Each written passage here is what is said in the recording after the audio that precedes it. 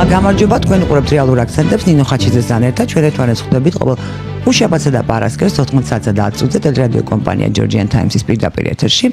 თქვენ ასევე შეგიძლიათ გვიყუროთ Facebook-ის გვერდზე Georgian Times-ის და Georgian Times-ის YouTube-ის არხზე და ბუნებრივია გვისმინოთ რადიო სიხშირეზე FM 92-სა და 3-ზე. დღეს ჩვენი გადაცემის პირველი ნაწილის სტუმარი არის სოსო მანჯავიძე, ანალიტიკოსი. ბატონ სოსო, ძალიან დიდი მადლობა რომ მოგზანდით და გამონახეთ დრო და მე რაღაც შიდა პოლიტიკაზეც მინდა ვისაუბროთ, განსაკუთრებით გააქტიურებულ ჩვენს ყოფილ პრეზიდენტზე, რომელიც თავს მარად პრეზიდენტს უწოდებს. მე მას დავარქვი ლუი მე-14-ის ასოციაციის მზე პრეზიდენტი, იმიტომ რომ ისიც რაღაცა თავის თავთან უკაცრავად თავის თავთან უკეთებს ასოცირებას კანონს და როგორც იმერულ ესკიზებში დაახლოებით ეს სიუჟეტი ვითარდება მთელი წელი ხმარო არ ამოგიღიაო ეხა რას გვეტყვიო ასე გააქტიურდა უფლებამოსილების ამოწურვის ვადის ბოლოს და ამ ეტაპზეც ქალბატონი სალომე ზურაბიშვილი. თქვენ რას უკავშირებთ?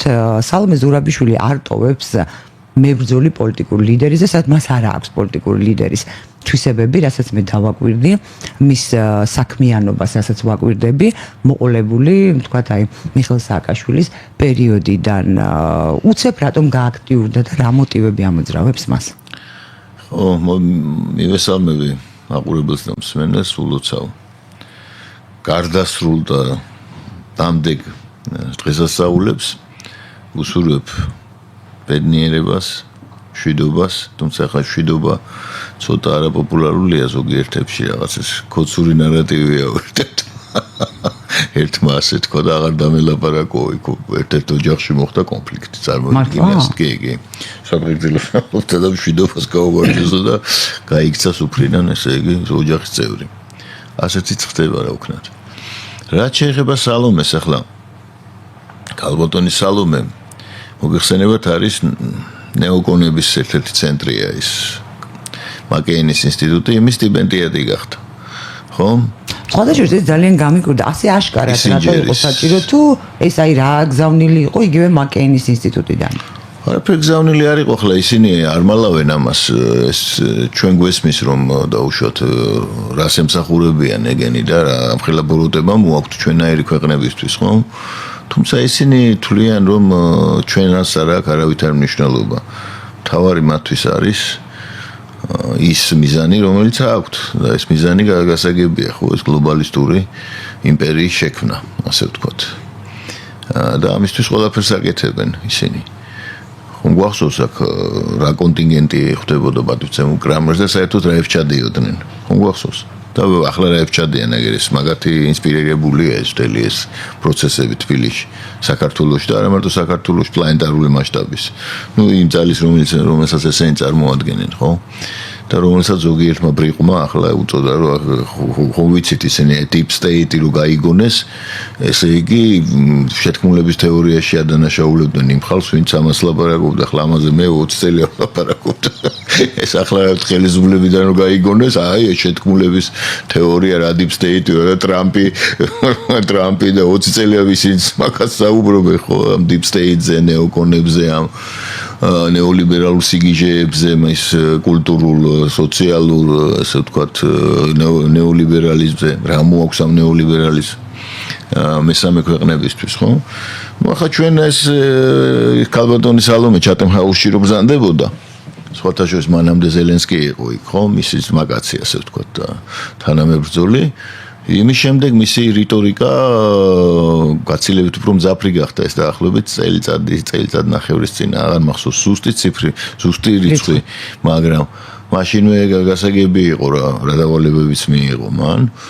ნუ ახლა მისი როლის შესახებაც ორი აზრი არ არსებობდა ჩემთვის პირადად და ზოგიერთი მსაყვედურობდა რა სალომე რისი გამკეთებელია და საერთოდ ზოგიერთი შეთქმულების თეორიებსაც ავითარებდა რომ ის ბოლომდე მორჩილებაშია ბიზნესთან და ასე შემდეგ და ასე შემდეგ. ხომ გვახსოვს ეს მოსაზრებებიც ხო ბევრია. არის მოსაზრება რომ თითქოს რაღაც ბიზნეს თამაშობს. ხო, არის საერთოდ ესეთი მითი ყოვლად ბრძენი, ყოვლის შემძლე და ყოვლად ბოროტი ბიზნეს შესახებ, რომელიც საერთოდ ყველაფერს მართავს. მართავს ჰააგის სასამართლოს, ამერიკის კონგრესს, მის სამსახურშია პუტინი და ასე შემდეგ. ნუ ახლა პუტინთან მიმართებაში ახლა ბოროტების ხარისხის მიხედვით დისკუსიები აქვს გასამართი. ამ ტოპტვინებს აქვს დისკუსიები გასამართი და უნდა დაადგინონ იქ ტოპტვინების საბჭოზე. ვინ უფრო ბოროტია და ვინ უფრო ყოვლის შემძლე და ყოვლად ბოროტი. ხომ ეს მათი მომავალი ინტელექტუალური ჭინთვების საპატიო მიზეზია. ახლა ვეუბნები მანდ. განსაკუთრებით გეგელია რო ყავთ ამ საოცარი ტერმინის ტოპტვინოლოგიის ფუძემდებელი.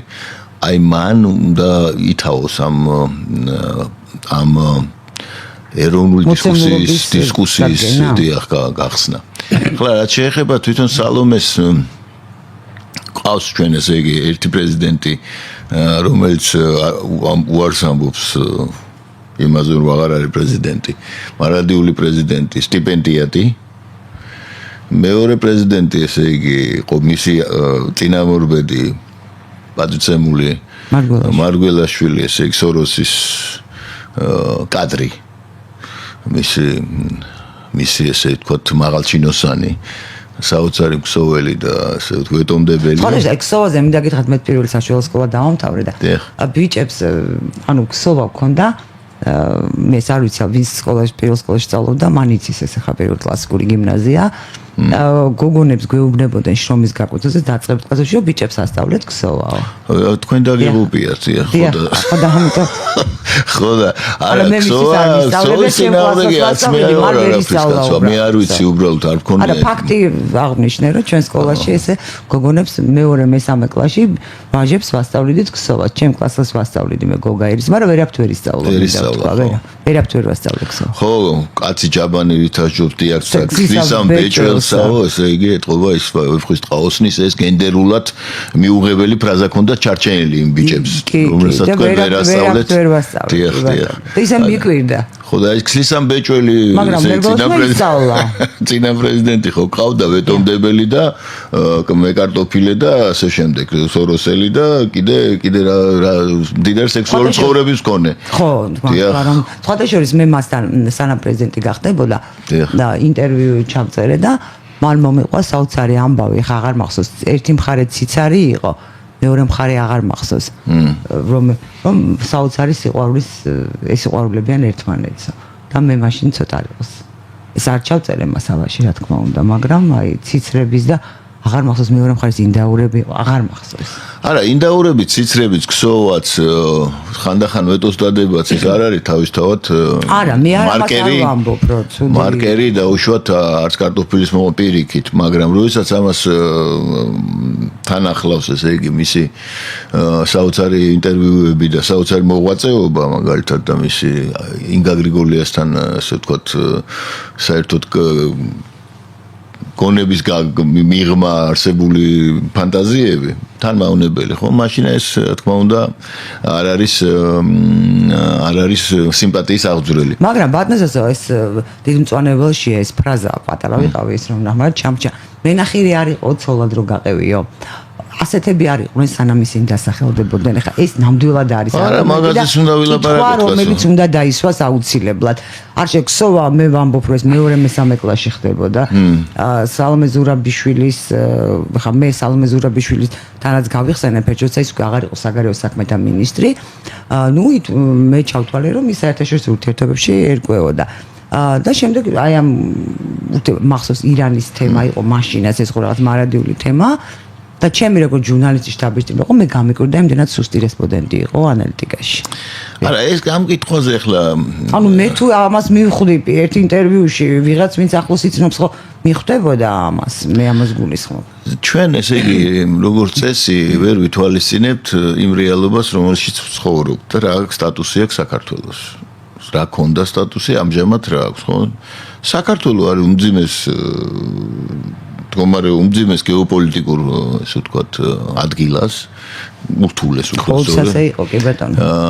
სადაც ეს არის ქვეყანა რომელსაც არ შეიძლება კონდეს დაუშვათ დიდი სახელმწიფოების ტოლფასი უშროების ორგანოები ელემენტარულად იმის გამო რომ ადამიანები ზოგადად ყველა ეპოქაში და ყველა სახელმწიფოში ექვემდებარებიან მოსყიდვას, ზემოქმედებას და ამის საშუალებები აქვს ჩვენზე 1000 ჯერ მდიდარ. ამის გარდა საქართველოს მუდმივად იყო ინფილტრირებული, ასე ვთქვათ, ინტერესების აგენტურით. მისი სახელმწიფო ორგანოები პირველ რიგში. ეს ისტორიულად ესე იყო. აი მაგალითად, როდესაც ახლა საქართველოს იყო 1555 წლიდან დაიწყო ჩვენ დაიშა, როცა ამასი ზავის შედგა, ამასობაში საქართველოს უკვე დაშლილი იყო, მოახერხეთ ეს ჩვენ ხომ, თვითონ დავიშალეთ გარეზე მოქმედების გარეშე სხვათა შორის. ხო და მე უკვე რა თქმა უნდა უფრო ადვილი დასამორჩილებელი იყო და ბატონობის ფორმები იყო ის მათ შორის რომ დაუშვათ ირანის შახი მაგალითად კახეთის კარზე გარდა იმისა რომ გამუსლიმებული ხო ეს აუცილებელი პირობა იყო გამუსლიმებული უნდა ყოფილიყო დაუშვათ იქ მაგალითად ერეკლე პირველს ვეძახით ჩვენ და ნაზარ ალიხანი იყო დაუშვათ ხომ იქ ირანის იმპერიული სტატუსი და ის ხალათს აძლევდა და ამის გარდა ეს უქმნიდა მუდმივად საპირწონეს ანუ საპირწონეთა სისტემა ანგლოსაქსების გამოგონებული კი არ არის, ეს არის ჩვეულებრივი იმპერიული ბატონობის ფორმა. განსაკუთრებით ახლა დახვეწეს პადუცემულებმა, ხომ? ახლა იმიტომ ყველაზე დიდი იმპერია იყო კაცობრიობის ისტორიაში, მაგალითად ბრიტანული იმპერია და მოვედროს საოცარნეს დახვეწილი ფორმებისა და ელიტის შეკავშირების ხარჯზე ახერხებდა კოლოსალური სივრცეების კონტროლს. არა მარტო დამორჩილებას, არამედ კონტროლსაც თან საკმაოდ დიდი ხნის მანძილზე. ხო, მაგრამ ახლა ირანის დიდი იმპერიას დაუშვათ ამ პრინციპებით მოქმედებდა დევიდ ენდი იმპერია, ხო? დაუშვათ მართე დაყავიდა იბატონ. და ყოველთვის უქმნიდა ის საპირწონეებს, რომელიც ხელშეუხებელი იყო. არ შეიძლება დაუშვათ მართველი შეხებოდა იმას ვიც აკონტროლებდა მას. აი საბჭოთა კავშირის ეს იყო მაგალითად ცეკას მეორე მდივანი, ხო? კოლბინი მაგალითად, ხო, რომელიც ოშოს კაიგაცი იყო. აი გვარი რა მახსოვს აი მაგალითად კოლბინი. ხო და კიდე სხვა სისტემები კი არსებობდა რა, უშიშროებაში იქ რამდენი კაცი უნდა იყოს, რომელიც იმათ თანამშრომელია, იქ რამდენი კაცი უნდა ასე შემდეგ, ხო?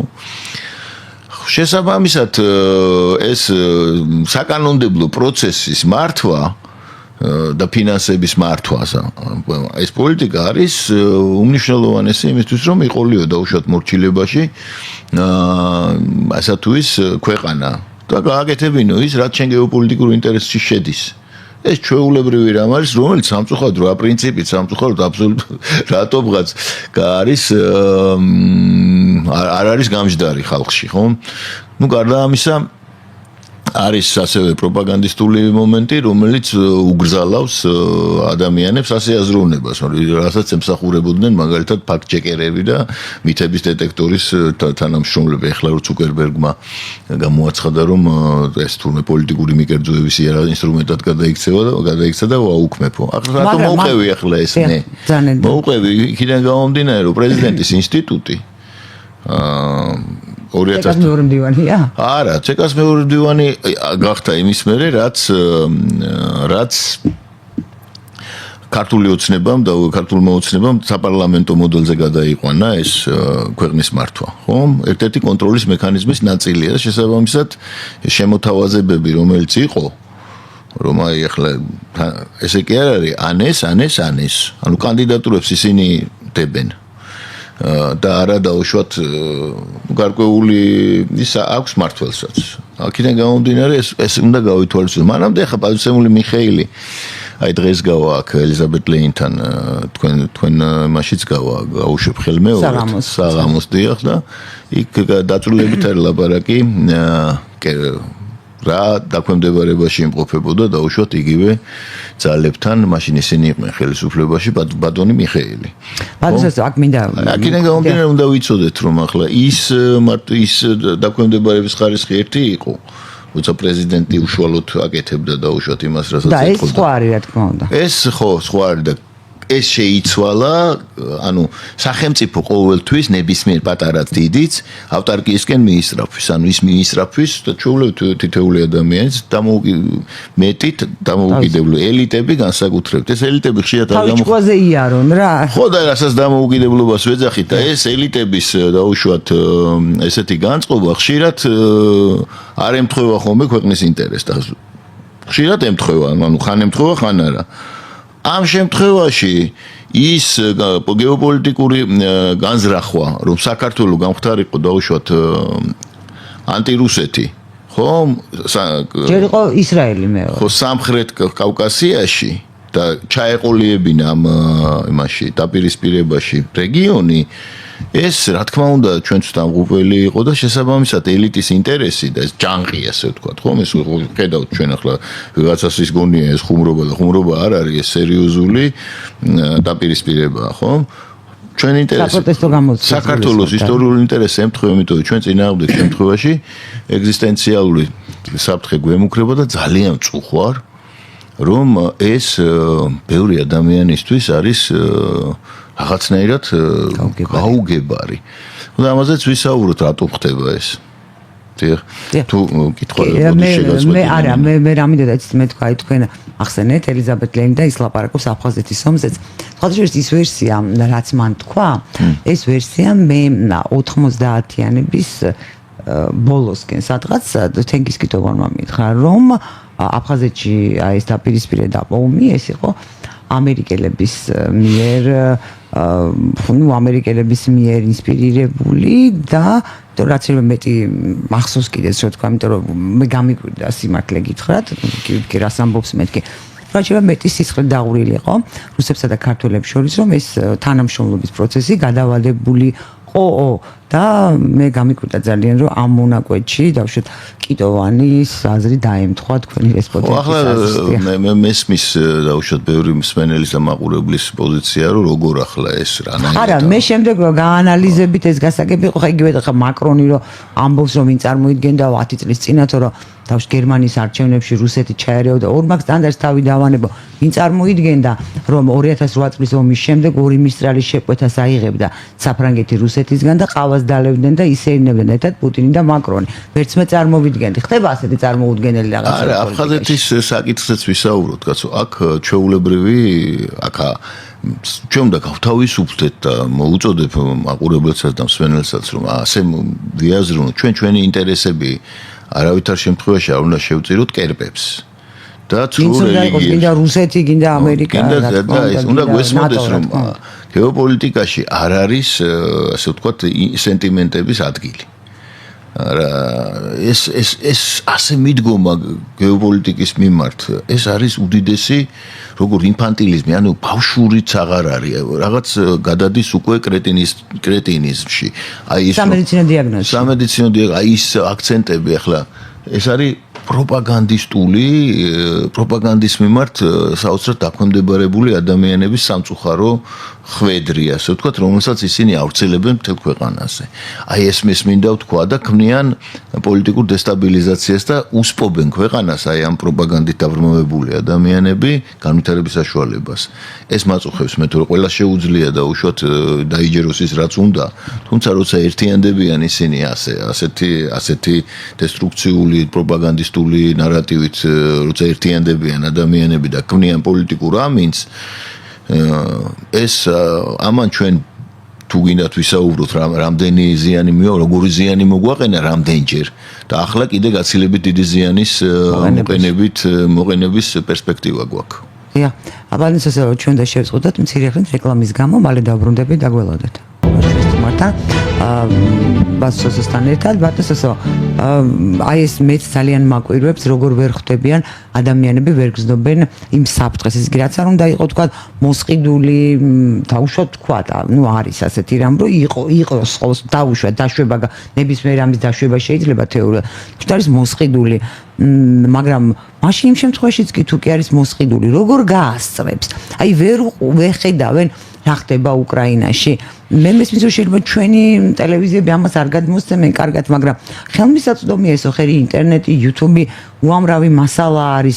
რომ გარდა ამისა ამ ბოლოს უკვე ზელენსკიმაც დაიწყო ლაპარაკი, რომ უკრაინაში არის ომი, იმიტომ რომ ჩვენ ვერ ვხედავენ ნატოში. 17 მილიარდზე თქვა, რომელიც მოგწეს ნახევარი ამერიკელებმა წაიღესო. ხო უკანო რაღაც ჩვენ ბევრი გადავიხადეთ, ფაქტობრივად თქვა რომ გვაძლევენ დახმარებას, ეს მიაქვთ უკან და ეს ჩვენ გვეწერება ვალად.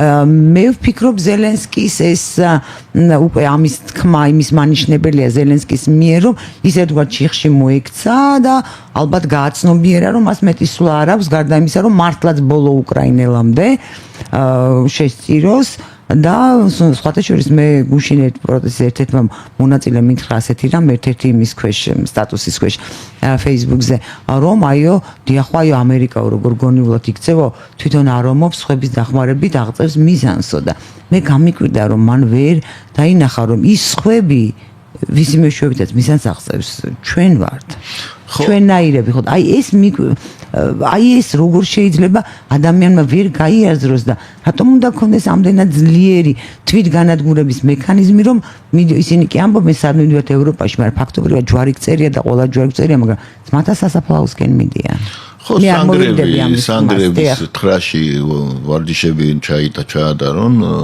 მესანგრეების ის ვარჯიშები კარგი იქნება მათ ისინი ვერაცნობიერებენ ელემენტარულ ჭეშმარიტებას ელემენტარულ და თან თვალწინ მაგალითებია ერთი მაგალითი ხო არ არის თან ერთი რო იყოს მესმის ხომ აგერ ჩვენ თვალწინ ღია ეთერში მიმდინარეობს რაც მიმდინარეობს და მართალია ეგ საოცარი პროპაგანდა მიდის ამავე დროს რაღაც დაფუძნებული ადამიანის ყველაზე უფრო დაბალ ინსტინქტებზე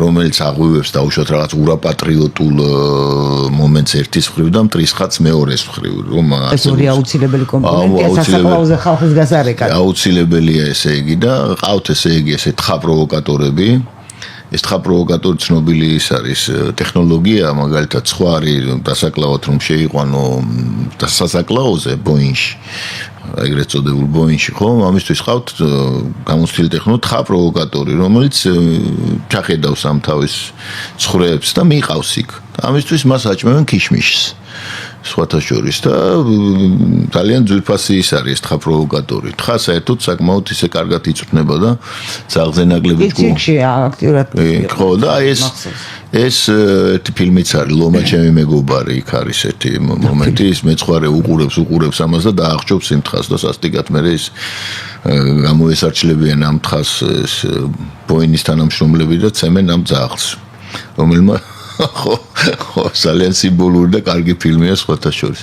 ხო და ეს თხა პროვოკატორები, რომელსაც ქიშმიშს აჭმევენ და ეს ქიშმიშია ეს გრანტები, ხო?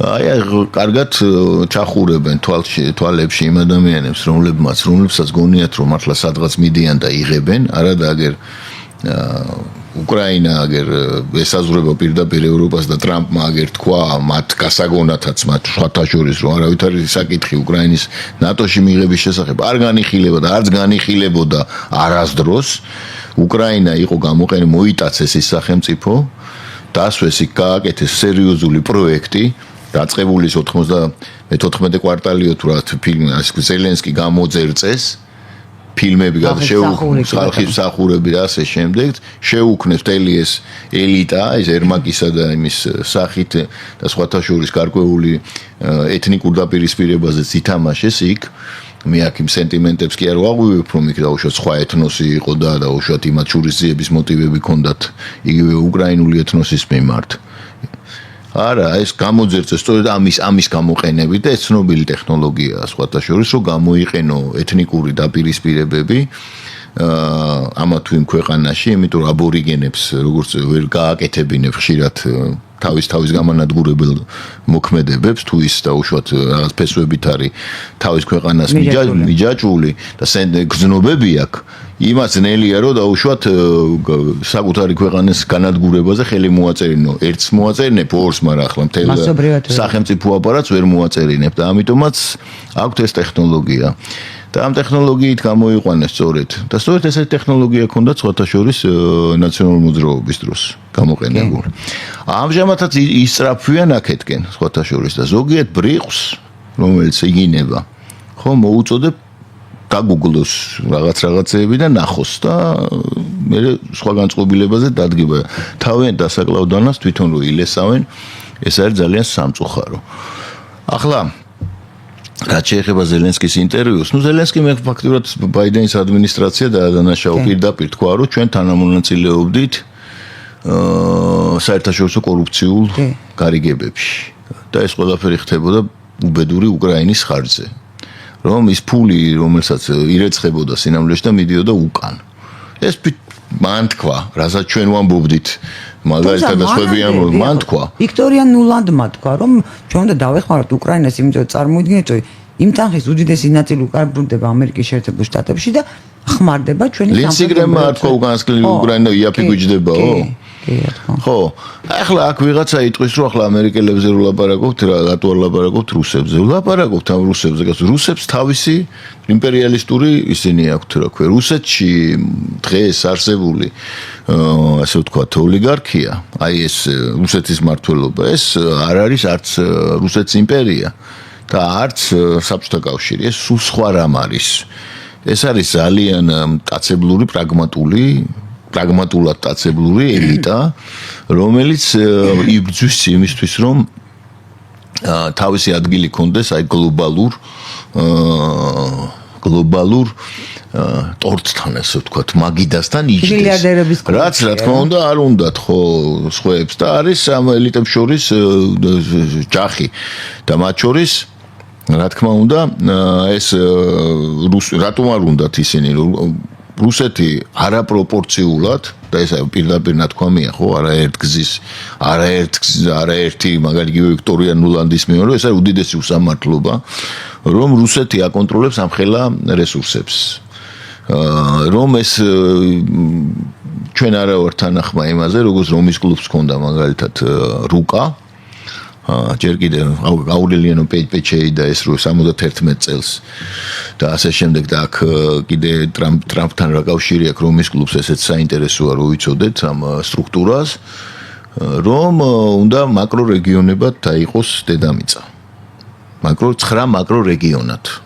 9 პოლიციელი ზოგი 10 ამბობს მაგრამ აი ესე რა და განაწილდეს ეს ყველაფერი და ერთ-ერთი პროექტი ეს იყო. სხვათა შორის ტრამპის ეს მოქმედებები, რომელიც სერიოზულად ვერ აღიქვამენ ჯერჯერობით და განსაკუთრებით ჩვენი ასე ვთქვათ, ინდოქტრინირებული საზოგადოება ზოგს გონია, რომ ეს რაღაც თითქოს ტრამპის კაპრიზები, ტრამპის კაპრიზები კი არ არის.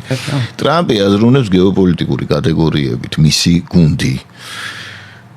მას ესმის ამ კანადის და ბრიტანეთის საკითხი ახლა რა ელიტებს შორის დაპირისპირება ტრამპი წარმოადგენს რესპუბლიკელებს რომლებიც არიან გარკვეული აღარ გავაგრძელებ ახლა იქ ცნობილი გვარების ჩამოთვლას და ასე შემდეგ გარკვეული სერიოზული ძალების ფრონტმენია ტრამპი რომელსაც თავისი განზრახვები აქვს ხო და ებრძვის ეს მეორე ძალას გლობალისტურ ძალას რომლის ცენტრი არის ლონდონში, ეს არის ჩატემ ჰაუსი, ეგრეთ წოდებული სადაც ბრძანდებოდა ქალბატონი, ესე იგი მარადიული ჩვენი მადამ პრეზიდენტი და Council of Foreign Relations, ანუ ეს ნიუ-იორკში. ეს ერთმანეთს შორის ძალიან დაპირისპირებული ძალა, ახლა დაპირისპირებული ისე არ უნდა გავიგოთ, რომ იქ ახლა მე მალდახმალი ბძვიან, უცა იმან თქვა ერთმა სენატორმა, უცა ორი სენატორი იბძვისო კამათობსო შტატებშიო, 2 მილიონი კაცი იხუცება აფრიკაშიო. აი ეს კარგად გამოხატა, ხო? ეს უზარმაზარი ძალები მუშაობენ იქ. შესაბამისად ახლა ეს ტრამპის მიერ გაჟღერებული იდეა დომინაციის შესახებ ჩრდილო კავკასიაზე ეს არის შტატების გეოპოლიტიკური პარამეტრების ჩრდილო ამერიკაზე უკაცრავად ეს არის შტატებისთვის გეოპოლიტიკური პარამეტრების გაზრდის იდეა რას ამბობს ახლა ეს ერთი წუთით წარმოვიდგინოთ რომ კანადა რომელიც მეორე სახელმწიფოა სიდიდით და პირდაპირ უკვე ალიასკაზე ამ შემთხვევაში საზღვარი და მთელი ჩრდილო ამერიკა მექსიკამდე არის ესე იგი ფაქტურად კონტროლდება პანამის არხი, რომელსაც არ გამორიცხა, ესე იგი შეიარაღებული ძალებით მისი კი, დაბრუნება. ხო. და გრენლანდიაც შეიარაღებული და რატო ახლა ეს გრენლანდია რა შუაშია ისე რა უნდა ტრამპს ინეუტებთან, რომლებიც იქ დაუშვათ ნადირობენ სხვანაირად ესკიმოსებს თეთრ დათვებზე, ნერპებზე და სელაპებზე და ვეშაპებზე და ძაღლის მარე რა უნდა ტრამპს იქ რა ქვია რა დაკარგა ტრამპმა პრინციპში ისიც საკითხება დანიამ რა დაკარგა იქ დანიამ ახლა მან რა არის მან არის შტატები ხდება არქტიკული სახელმწიფო არქტიკა დნება და ის ხდება ძალიან სერიოზული სატრანსპორტო არხი სატრანსპორტო ტრანზიტული და საერთოდ ლოჯისტიკური არხი ხდება და ამავე დროს იქ არის კოლოსალური რაოდენობით სიმდიდრე და შესაბამისად ტრამპმა როცა ახსენა რუსული ხომალდები და ჩინური ხომალდები და ასე შემდეგ როგორც იქ პანამის არხზე ისევე. ხოდა პანამის არხში პირველი ჩინური ხომალდი გავიდა. ხო, პანამის არხის აქეთ და იქით პანამის არხზეც ვისაუბროთ ძალიან საინტერესო ისტორია. როგორ აღმოჩნდა პანამა უცებ დამოუკიდებელი სახელმწიფოა რა. სახელმწიფო და საერთოდ რას აპირებენ ჩინელები და რას აპირებს ტრამპი. ანუ ამ შემთხვევაში რუსეთი და შტატები იყოფენ არქტიკას. აი რო წარმოვიდა რას აკეთებს ძალიან დიდი თამაშია და ესაც აი საქართველო. ხო და ამ დროს ეს რადიკალური დაყენება საკითხის ცხადია შეიძლება იყოს ტრამპის თამაშის ნაწილი, ანუ ის სერიოზული ბიზნესმენია, ხო, ახლა და ვინმეს თუ გონია რომ ტრამპი ესეთი უბრალო ადამიანია ძალიან ცდება. ტრამპი არის სერიოზული, განათლებული კაცი. თავის ხასიათები აქვს, რა თქმა უნდა, მაგრამ ძალიან ნაკითხი და ძალიან ინტელექტუალურად განვითარებული ადამიანია, რო ვიცოდეთ ისე. ის რო თამაშობს ამ ასე ვთქვათ მაჩოს და ასე შემდეგ, ეგ მისი პოლიტიკური იმიჯი მეიკერების და თავისი თვითონ არის კარგი იმიჯი მეიკერი სხვათა შორის მუშაობის შედეგია და მან კარგად იცის რომელ აუდიტორიაზე მუშაობს, როგორ იმუშაოს და აქედან გამომდინარე აქვს შექმნილი ეგ იმიჯი, თორე ის ძალიან ჭკვიანი ადამიანია. რასაც ხონა დიდფულს ის ვერ იშოვიდა. არა მარტო დიდფულს კაცო ორჯერ გახდა და ვისთან ბრძოლით და ვისთან შეთანხმებით და საერთოდ რაზე ვლაპარაკობთ, ხო? ზოგიერთი ახლა დივანსეროსის და ტრამპი კაცო რა უთვინო. არა, მას აქვს ეს თავის ხასიათის, რომელსაც ვერ მალავს, მაგრამ ამავე დროს ძალიან ჭკვიანი ადამიანია და რა იცის კიდე ის, რაც ბევრს არა აქვს, ამის უნარი განვითარებული ის თulis. ანუ გათვლების უნარი აქვს, ის ძალიან კარგად თამაშობს მაგალითად პოკერს პროფესიონალურ დონეზე. ბრიჯსაც თამაშობს, საერთოდ კარგი სტრატეგია. ხო, ეს მარტო იმიტომ კი არა, უბრალოდ გათვლების უნარი. ხო, ეს შეიძლება ზოგისთვის, ამე უბრალოდ პიროვნების ერთ-ერთ დადებით მახასიათებლებს და ის მან დათვალა, რატო ვთქვი ახლა ეს, კარგად დათვალა მან, რომ ჯერ უნდა აწიოს თამასა რომ მე მოიპოვოს დაუშვათ თუ მე მოიპოვოს ის პირობები რა ჭირდება შტატებს სრული კონტროლისთვის დაუშვათ კანადა იქნება ეს პანამის არხი იქნება თუ იგივე გრენლანდია თუმცა გრენლანდიასთან მიმართებაში არ გამოურიცხავ რომ გააკეთოს ის რაც ბრიტანეთმა გაუკეთა არგენტინას ხო ახლა ბრიტანეთი კიდე მოგეხსენებათ ნომინალურად ბრიტანეთის გვირგვინი შეკუთვნის კანადა ნომინალურად კანადის, ავსტრალიის და ახალი ზელანდიის მეთაურები გახლავთ გენერალ-გუბერნატორები, ხო, რომელსაც აქვს მართალია ცერემონიალური ფუნქციები, მაგრამ ცერემონიალური ფუნქციები აქვს აგერ ჩვენ პრეზიდენტსაც, ყოფილსაც, ხო, მქონდა უბრალოდ. აი, ეს უნდა გვესმოდეს. აქედან გამომდინარე, ტრამპის ეს განცხადებები კიდე რას მოასწავებს ჩვენთვის და უკრაინისთვის. მოასწავებს საზღვრების ცვლილებას უგულებელყოფას იმ წესრიგის რომელიც ჩამოყალიბებული იყო იალტა პოცდამის ზავის შედეგად როდესაც თქვა ჩემმა სეხნიამ იოსებ ბესარიონისძემ რომ ჩვენ უზრუნველყავითო ესე იგი შვიდობაო სულ მინიმუმ 50 დაახლოებით 50 წლის ვადითო. შემდეგ ესე იგი გავიდა დაიშალა საბჭოთა კავშირი და ერთპოლუსიანი ეგრეთ წოდებული სამყარო, თუმცა ეს თავისთავად არასწორი ტერმინად ვიმაჩნია, ჩამოყალიბდა და ამერიკელები, რომლებიც წარმოადგენდნენ ფაქტობრივად თვლიდნენ, რომ ერთადერთი ძალა იყო, მოითხოვდნენ თავის მიერ დაწესებული წესების დაცვას. ანუ წესებზე დამყარებული, ესე იგი, სოფლიო წესრიგი, ასე ვთქვათ, თავის წესები. ეს აღარ არის.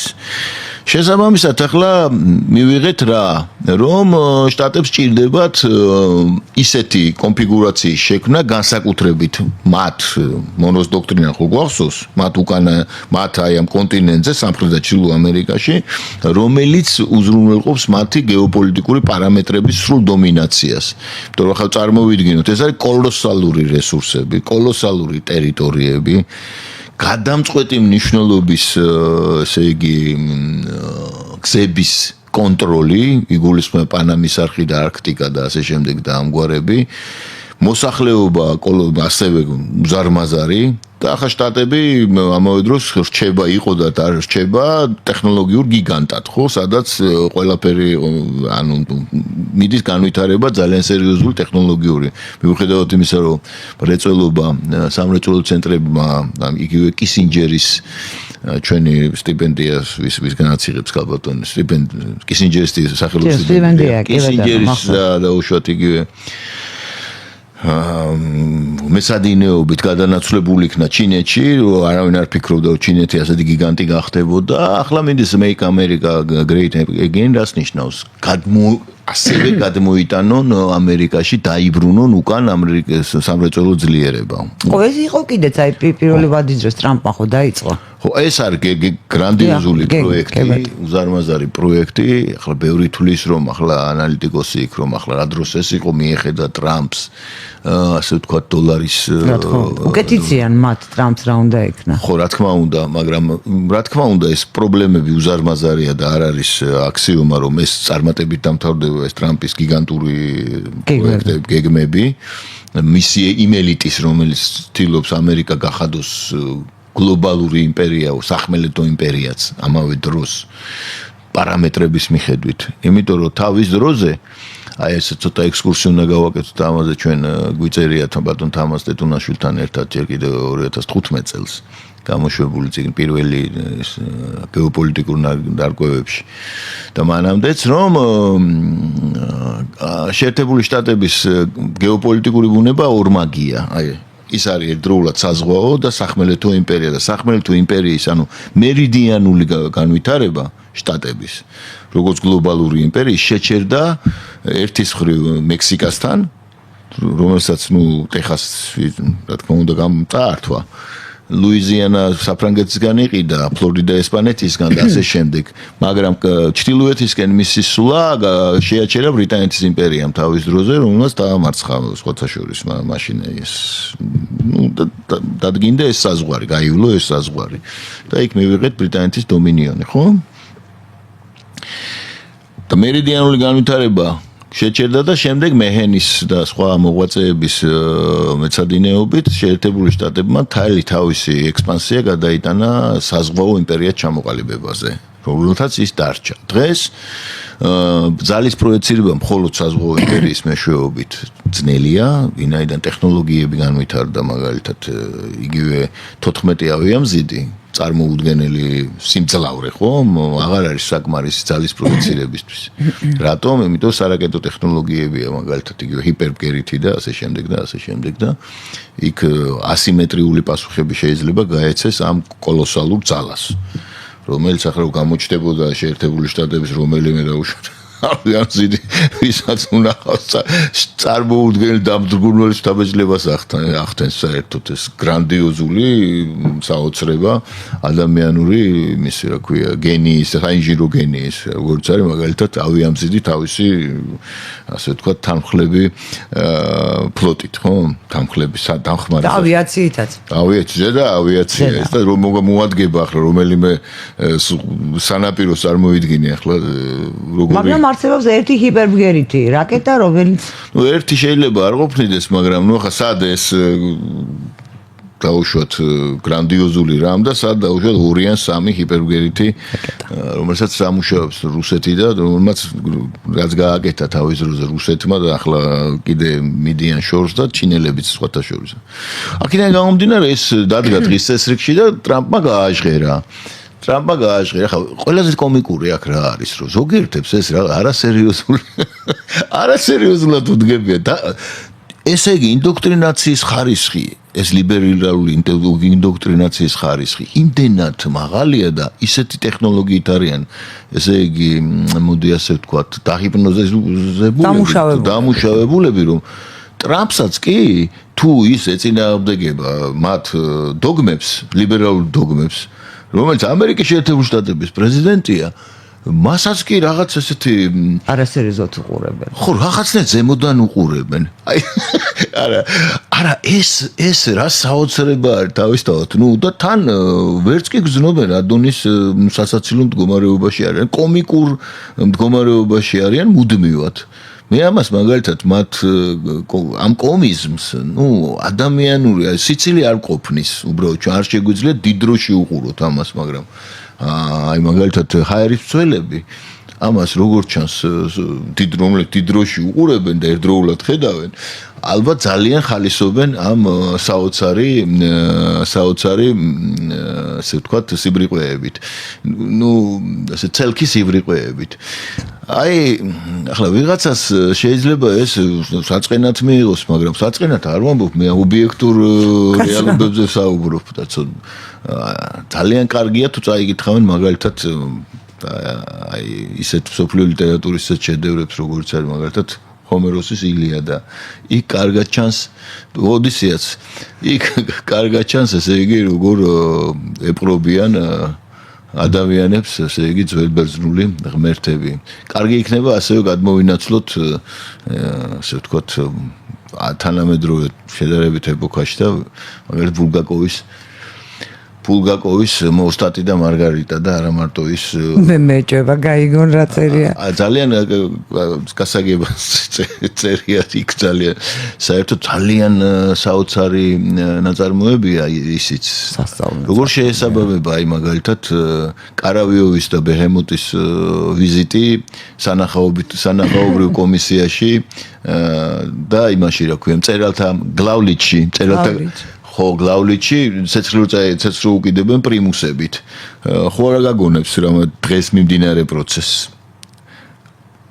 ეს ხო საოცრება ახლა ვინ შეასრულა იქ ბეჰემოტის და კარავიოვის როლი ლოს-ანჯელესში და თავარ სანახაობრივ კომისიაში მაგრამ ისინი ვერ ჩერდებოდნენ თავიანთ ამ სიგიჟეებში და იყო ლიბერალიზმის ასე ვთქვათ კერა და საოცრება მოხდა ხომ რო ავიღოთ გასაოცარია ჩვენ თვალწინ რაც ხდება და ეს ძირფას მაყურებლებს და მსმენელებს უნდა უთხრა რომ მე ამ შემთხვევაში მხოლოდ ალუზიები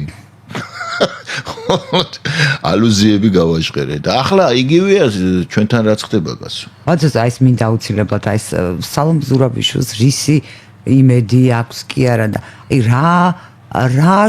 როგორ შეიძლება მოვიაზროთ რა მიზანი შეიძლება იმსახურებოდეს აი მის ერთადერთი ორბელიანი ვერ ჩერდება აი იგივე იმის რომ გავიხსენოთ აი რომ მივლენი სანახაობით კომისიაში და სიმღერას რო დაიწყებენ და ვეღარ ჩერდებიან და მე საავადმყოფოში რო გადაყავთ იმითი რა ქვია ხო გვახსოვს აი ზუსტად იგივე პროცესი ახლა ვერ ჩერდებიან ხო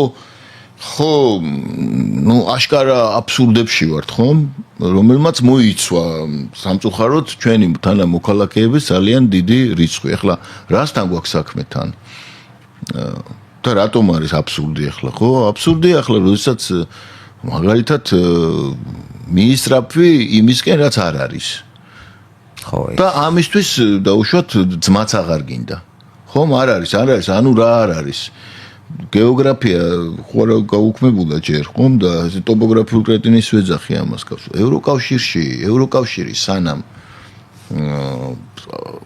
საზღვარი არა ქვეყანასთან სახმელეთო ხომ ტექნიკურად შეუძლებელია დაუშვათ ევროკავშირში გაწევრიანება ხომ და ამ ფაქტებს რო ეჩხუბები რო გეოგრაფიულ ფაქტს რო ეჩხუბები დაუშვა და ამის გულისთვის ესე იგი ამტრებ და ანგრევ ყველაფერს ეს რა ეს ნორმალურია ანუ სახმელეთო საზღვარი ევროკავშირს საქართველოსთან არ აქვს.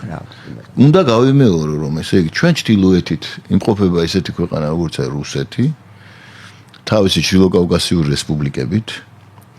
ჩვენ სამხრეთი იმყოფება თურქეთი, თავისი ახლა ნეო-ოსმანური და ასე ვთქვათ, რომელსაც ცდილობს აღადგინოს, ესე იგი თურქეთის იმპერია და არ მალავს ამას, თუმცა ამას რა შედეგებს მოიტანს, არ ვიცით, ახლა პირდაპირ ჰაკან ფიდანი იყო სირიაში და მან განაცხადა და ერდოგანმაც განაცხადა, რომ ის დაიწყებს ოპერაციას, იმიტომ რომ არ დაუშვებს ჩtildeოეთ რომელიმე ქურთისტანის აღმოჩენას. სხვათა შორის. და სწორიც არის. ხო, ну თავისი პოზიციიდან სწორია. იქ პროტურქულმა დაჯგუფებებმა აიღეს, სხვათა შორის ძმებმა მუსულმანებმა აიღეს. ცნობისთვის თურქეთში ხელისუფლებაში არის ძმები მუსულმანები. წარმომადგენელი კი ბატონო. და ძმები მუსლიმების იმის წევრობისთვის ეგვიპტეში, რომელიც წარმოადგენს ყველაზე დიდ არაბულ სახელმწიფოს, სიკვდილით ჯიან. ცნობისთვის. და თურქეთში ძმები მუსლიმები არიან ხელისუფლებაში. ეს ისე ყველაზე დიდი სახელმწიფო ეგვიპტეა, არაბულ სამყაროში 90 მილიონიანი დაახლოებით მოსახლეობით და არის თურქეთი. ყველაზე ძლიერი ისლამური ქვეყანა ჩემი აზრით, ნატოს წევრი და ნომინალურად იქაც რა ხდება კარგად. ხდება არავინ იცის ბატონო. ხო და აი ესეთი ვითარება გვაქვს და აქეთ კიდე ირანია, რომელმაც განაცხადა ახლა გუშინ თუ ქსირი არის, ну, ისლამური რევოლუციის გუშაგების ხელმძღვანელმა განაცხადა, რომ სპარსელი ხალხი აღადგენს სპარსეთის იმპერიის საზღვრებს. ხო, ხა რატომაც არა თუ ეს აღადგენს ოსმალეთისა? ხო, და ხო არ გახსოვს სპარსეთის იმპერიის სად იყო ჩვენი სამშობლოს ნახევარი სად იყო? დიახ. ამათ ცუდად ასწავლეს ისტორია. ხო და იქ სად იყო, რა ქვია, თურქეთის იმპერიის დროს რა ტიტულატურად ატარებდა მაგალითად იმერეთის ხელმწიფე, ასე ვთქვათ, ну, იმერეთის მეფე, ხო?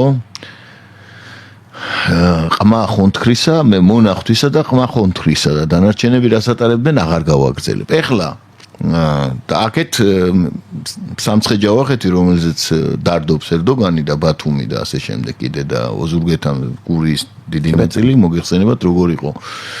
და დღეს ჩვენ გვაქვს ჯერჯერობით, ღვთისყალობით ეს დამოუკიდებელი სახელმწიფო, დამოუკიდებლობის ხარისხზე არ ვლაპარაკობ ახლა, მაგრამ დღეს მიმდინარეობს და იმიტომ ვილაპარაკე ამდენი ხანი ტრამპის შესახებ, რომ და მისი განცხადებების შესახებ საზღვრების გადახედვის პროცესი იგივე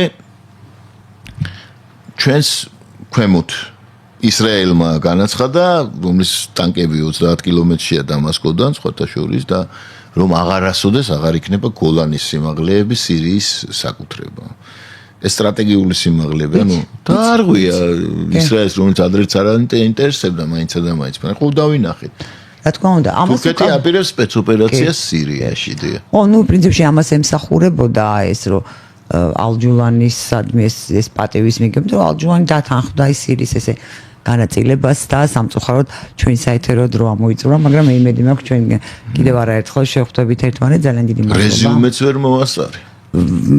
ბრძანეთ. ხო, იმას ვამბობდი მე, რომ ამ ვითარებაში ჩვენი ამოცანა უნდა იყოს, რომ მაქსიმალურად კონსოლიდირებული ვიყოთ საფრთხეების წინაშე და არ დაუშვათ, ესე ვთქვათ, შიდა დესტაბილიზაცია. რომელიც რას გამოიწვევს? გამოიწვევს იმას, რომ ინტერესანტები და ჩამოთვალე ეს ინტერესანტები და აქ ყოველგვარი სიმპათია, ანტიპათიების გარეშე უნდა იმოქმედოთ ცივი გონებით. სად უფრო რომელ ძალას როგორ უნდა ელაპარაკო? იმიტომ კვლავ ბრუნდება მე-18 დაახლოებით საუკუნის მდგომარეობა. მდგომარეობა ინტერესების მხრივ და არა მე-18 საუკუნე. ძალას ენიჭება გადამწყვეტი მნიშვნელობა, იმიტომ რომ იალტა პოცდამის ზავი და წესებზე დამყარებული წესრიგის ეპოქა დამთავრდა, დაიწყო გადანაწილების პროცესი და ამიტომ ჩვენი სიმპათია, ანტიპათიები და ურაპატრიოტული სიგიჟეები, ხომ, უნდა რაციონალიზმს დაუქვემდებაროთ. ძალიან დიდი მადლობა ბატონსა, ძალიან დიდი მადლობა ბუნებრივ მაყურებელს. ჩვენ რეკლამის გამო უნდა შევწყვიტოთ და დაგიბრუნდებით სულ მალე მეორე სტუმართან ერთად. დაგველოდეთ.